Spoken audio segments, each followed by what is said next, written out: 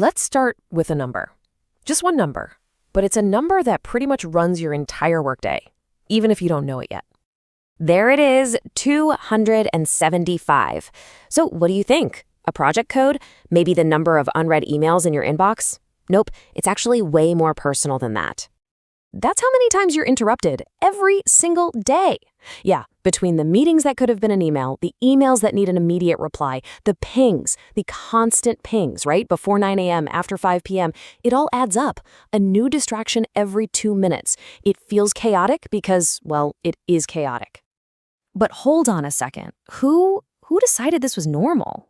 I mean, where did this whole 9 to 5 thing even come from in the first place? We all live by this clock, but have you ever really stopped to ask why? Well, the answer might surprise you. It has almost nothing to do with productivity. It's actually a 100-year-old social contract, a deal that right now is completely falling apart. The truth is, the 9 to 5 was never designed for you. Not for your laptop, not for your smartphone, not for a global team. It was a bargain struck for a world that's long gone. And today, we're going to pull back that curtain. Welcome to the Vernacular Vault, where we dig into the hidden histories behind the things that run our lives. All right, so to figure out where we're headed, we've got to get a really honest look at where we are right now. And let me tell you, the system is showing some major cracks. Okay, so check this out. This chart shows what researchers are calling the capacity gap. It's a real tug of war. On one side, you've got what businesses want. Over half of all leaders, 53%, are saying we need more productivity. But then you look at the other side, at human capacity, and a whopping 80% of us, and that includes both employees and leaders, are saying, I just don't have the time or the energy. We're being asked to give more when our tanks are already running on empty. And what's the result of that gap? Well, it's this feeling of total chaos. And guess what? It is not just you.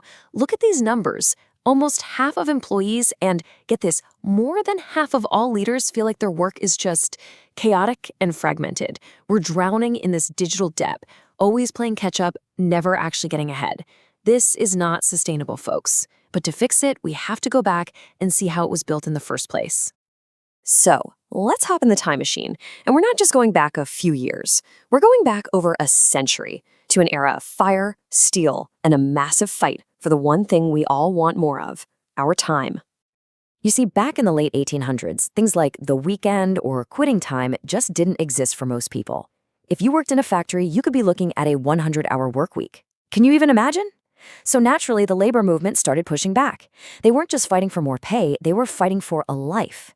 That struggle slowly but surely led to a new standard taking hold around 1926, and then it finally became the law of the land in 1938. And this was their rallying cry. 8 hours for work, 8 hours for rest, 8 hours for what we will. It's so simple, but so powerful, right? This wasn't just about stopping bosses from working people to death. It was a demand for a whole life. A life where you had time for your family, for your community, for yourself. Time to just be.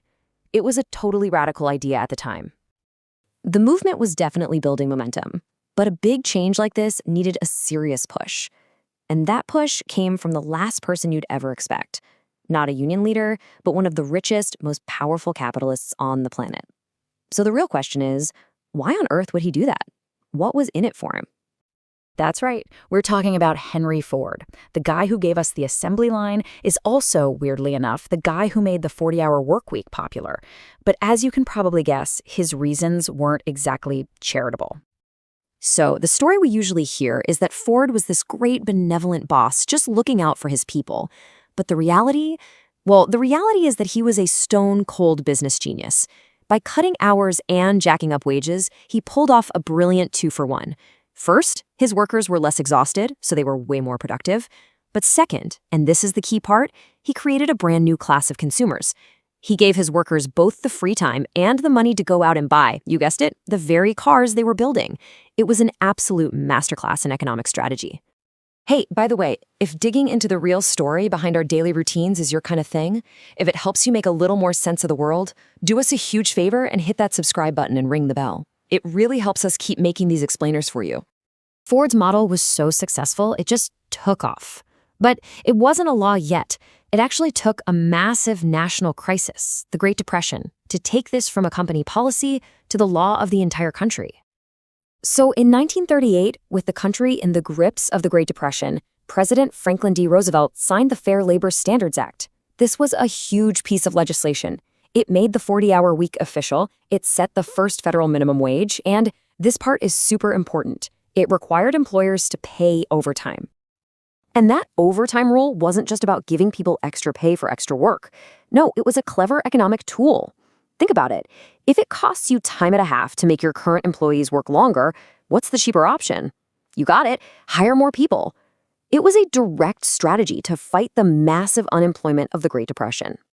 And that brings us all the way back to today, that 100-year-old deal, a deal that was designed for factory floors and to solve the Great Depression, is now being absolutely crushed under the weight of AI, remote work, and being plugged in 24/7. So what's next? Well, a new kind of company is starting to pop up. Microsoft's research team calls it the frontier firm. And this isn't just about, getting AI to write your emails. This is about completely rethinking how a company works, blending machine smarts with human judgment to move with a kind of speed and agility we've never seen before. This kind of change doesn't happen overnight. It looks like it's coming in 3 phases. First, AI is like your personal assistant, just helping you do your normal job better and faster. Then, it graduates to being a call lead. It can actually take on whole tasks on its own, with you directing it. But the final stage, that's when AI becomes an agent system, running entire business processes on its own, with humans providing that crucial high-level oversight. But, okay, let's bring this back down to earth for a second. If you've ever worked in a modern office, especially in tech, this quote from a user on Reddit just hits different, right? The old way of working is a mess. We spend so much of our time just reacting to problems caused by bad planning and totally arbitrary deadlines. The real promise of AI isn't just to make us work faster, it's to help us work smarter, to finally get out of this endless cycle of chaos. And when you look at the companies already doing this, the results are pretty incredible. Leaders at these frontier firms are way more likely to say their company is thriving, 71% of them. They're more optimistic about the future. And here's a big one. They are way less afraid that AI is coming for their jobs. Why? Because they're the ones learning how to lead it. They're building these fluid teams around goals, not old-school job titles. Look, the 9-to-5 was a genius solution for its time. It was built for an analog world, a world of factory floors and single-income households where one person, usually a man, went to work. That world doesn't exist anymore. We are trying to run our 21st century lives with a 20th century operating system, and it is glitching out. The fight for the 8-hour day. 8 for work, 8 for rest, 8 for what we will, that was the dream of the 20th century. It defined a whole generation. That was their grand project. So now, as the clock on that old model finally runs out, the question gets passed to us. What's our dream gonna be?